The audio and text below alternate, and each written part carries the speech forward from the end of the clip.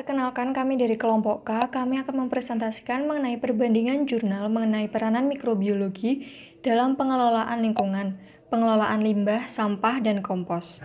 Anggota dari kelompok K yaitu yang pertama Ayun Zusilmi dengan NIM akhir 007 dan yang kedua adalah Jessica Pramdiawardani dengan NIM akhir 019 dan yang terakhir adalah Ania Aliza dengan NIM akhir 046.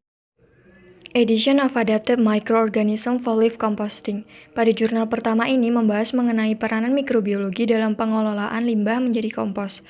Limbah yang dihasilkan oleh masyarakat mengakibatkan pencemaran sehingga kesehatan lingkungan dan kesehatan masyarakat terganggu. Maka, pengelolaan limbah perlu dilakukan. Salah satunya yaitu dengan dijadikan kompos. Teknik pengomposan seperti dekomposisi bahan organik merupakan cara yang tepat untuk meminimalisir limbah perkotaan, terutama limbah organik yang dapat berpotensi menyebabkan gangguan pada kesehatan lingkungan dan kesehatan masyarakat. Penyisipan mikroorganisme pada proses pengomposan menyebabkan peningkatan suhu yang berakibat pada percepatan proses dekomposisi limbah organik. Hal tersebut juga dipengaruhi oleh lingkungan sekitarnya. Dari hasil tes ditemukan adanya Pseudomonas aeruginosa, Bacillus megatherium, dan genus Bacillus. Genus Bacillus merupakan yang memproduksi endospora bakteri dan tahan terhadap kondisi lingkungan yang buruk selama proses pengomposan. Selain itu, untuk menghindari kerusakan pada aktivitas mikrobiologi pada saat proses pengomposan, maka dibutuhkan media yang tepat. Hasil akhir yang didapat selain produk kompos yang layak, juga dapat mengurangi limbah organik, terutama limbah daun di negara-negara tropis. Jurnal yang kedua berjudul Peran Mikroorganisme yang Berbeda dalam Memulihkan Tanah yang Terkontaminasi PAH Diolah dengan Kompos atau Jamur. Ditulis oleh Alessandro Bellio, Daniela Baldantoni, Enrica Picariello, dan kawan-kawan. Topik bahasan dalam jurnal ini mengenai proses degradasi mikroba yang menyebabkan PAH tersingkirkan dari tanah yang terkontaminasi, guna menentukan pendekatan bioremediasi yang efektif. Latar belakang ditulisnya jurnal ini karena penulis melihat PAH yang dilepaskan di lingkungan dapat menyebabkan kontaminasi ekosistem tanah dan biotik, sehingga dengan memahami mekanisme yang terlibat dapat meningkatkan pengetahuan dan pemahaman kita dalam mengembangkan bioremediasi yang efektif dan murah. Prosesnya dilakukan dengan menggunakan metode kuantitatif dengan pendekatan metodologis berupa desain eksperimental untuk menganalisis konsentrasi PAH dan analisis laboratorium untuk menganalisis PLFA. Hasilnya adalah pengembangan model hutan acak memungkinkan dalam mengidentifikasi peran berbagai kelompok mikroba di antrasen dan benzoapiren degradasi. Penambahan kompos atau jamur mendorong pelepasan PAH yang berdampak luas bagi bioremediasi PAH yang mencemari tanah. Jurnal yang ketiga berjudul Kemajuan dalam Teknologi untuk Mempelajari Konsorsium Bakteri dan Cyanobacteria atau Mikroalga di Air Limbah, ditulis oleh Isiri Adiwarie Pereira, Sudarsanam Abinandan, dan kawan-kawan. Topik bahasan dalam jurnal ini mengenai perspektif kritis tentang teknik fisik, biokimia, molekuler yang digunakan untuk menginvestigasi statis dari struktur dan fungsi mikroorganisme.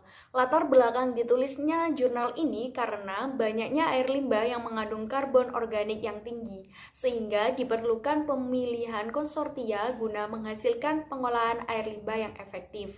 Prosesnya dilakukan dengan metode kuantitatif, menggunakan pendekatan observasi dan pengamatan langsung dibantu dengan teknik dan alat-alat canggih guna mengetahui struktur, perilaku, dan bentuk fisiologis dari mikroorganisme yang diselidiki, yaitu konsorsium.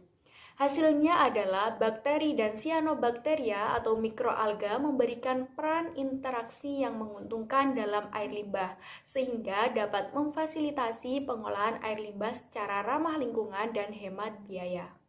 Di jurnal yang keempat ini membahas Toward a Bio-Based Circular Economy in Organic Waste Management and Wastewater Treatment, pengelolaan sampah organik dan pengelolaan air limbah di mana kita menjaga agar sumber daya dapat dipakai selama mungkin dengan berbasis bio. Teknologi berbasis bio ini secara khusus dapat diterapkan untuk mengoptimalisasi pengolahan air limbah selain dari pengolahan biologis konvensional dengan lumpur aktif dan menjadi sumber berbagai bioproduk. Sampah organik paling sering diproses dengan penguraian anaerobik dan pengolahan sampah dikombinasikan dengan produksi biogas.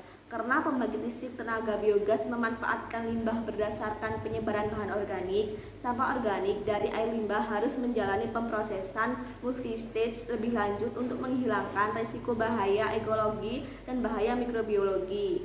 Operasi kompleks ini mengarah ke pengurangan volume, penipisan bau, higienisasi, stabilitas kandungan kimiawi, dan penurunan kerentanan untuk dekomposisi lebih lanjut.